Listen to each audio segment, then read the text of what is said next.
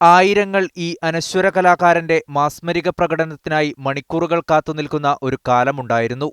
കഥാപ്രസംഗം എന്ന കലയെ ജനഹൃദയങ്ങളിലേക്ക് പറിച്ചുനട്ട കലാകാരനായിരുന്നു സാംബശിവൻ. ദേവത എന്ന കഥാപ്രസംഗത്തിലൂടെയാണ് ആ ജൈത്രയാത്ര ആരംഭിച്ചത്. പുരാണങ്ങളിലെ കഥകൾ മാത്രം മറ്റു കാഥികർക്ക് വിഷയമായപ്പോൾ വിശ്വോത്തര സാഹിത്യം സാംബശിവനിലൂടെ മലയാളത്തിൽ പുനർജനിച്ചു. ഒഥല്ലോയും അന്നാ കരീനിനയും കേരളത്തിലങ്ങോളമിങ്ങോളം നിറഞ്ഞാടി. ജൂലിയറ്റിന്റെ പ്രണയത്തെ അതേ വികാരത്തോടെ അനുവാചകർ ഏറ്റുവാങ്ങി. ആയിഷയും കുറ്റവും ശിക്ഷയുമെല്ലാം വമ്പൻ ഹിറ്റുകളായിരുന്നു. വൈലോപ്പിള്ളി കവിതകളിലെ കഥാപാത്രങ്ങളും സാധാരണക്കാരന്റെ ജീവിതവുമെല്ലാം സാംബശിവന്റെ കഥകളിൽ വേറിട്ടു നിന്നു.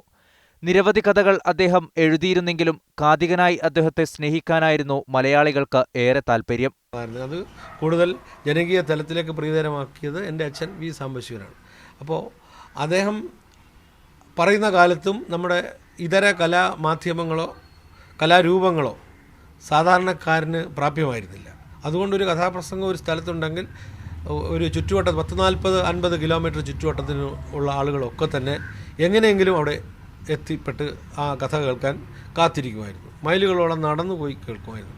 10,000-ഓളം വേദികളിൽ അദ്ദേഹം തന്റെ കഥകളുമായെത്തി.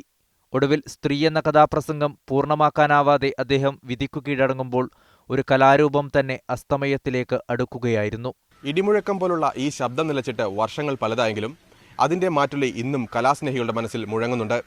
അനശ്വര കലാകാരൻ വി സാംബശിവന്റെ സ്മൃതി കുടീരത്തിന് മുമ്പിൽ നിന്നും ക്യാമറമാൻ സാദിഖ് പാറക്കലിനൊപ്പം PL കിരൺ, മീഡിയ 1 കൊല്ലം.